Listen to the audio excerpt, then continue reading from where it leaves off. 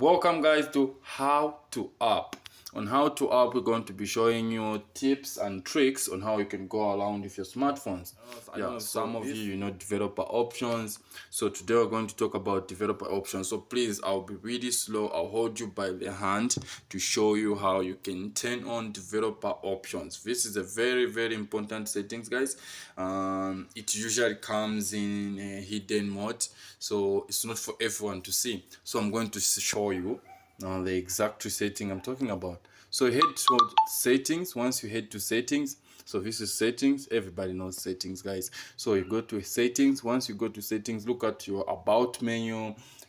Check your about. Okay, for my about here is this one where it says phone. It's this one, it says phone. So we'll head here. So please, you have to look for builder number.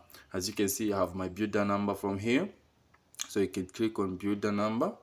You have to click as many times. As you can see, no need, you see, no need, you're already a developer. I'm already a developer, that's why I'm teaching you this. So once you see the builder number, just tap here 10 times, then the builder number will pop up. So once it pop-ups, you won't see it here, down here in the my phone. You have to go back. You head to settings. Head to settings. You see here is my developer mode. So this is my developer mode here. As you can see, developer options. You open. Once you open, guys, there's so many cool gadgets here. So in my next video, I'll show you the highest and good gadgets you should turn on. So these, you can see, these ones are turned on, these others they are turned off.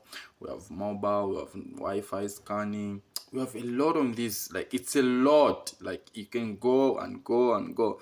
This is so good, guys. So check out for my new video down in the description, where we'll show you, we'll go through the most important settings you have to turn on and the other settings you shouldn't turn on, because this is not a place to play around, guys. Okay, so that's today's video about developer options. You can look for another video, make another video where I'll be explaining about developer options and developer tools. Thank you.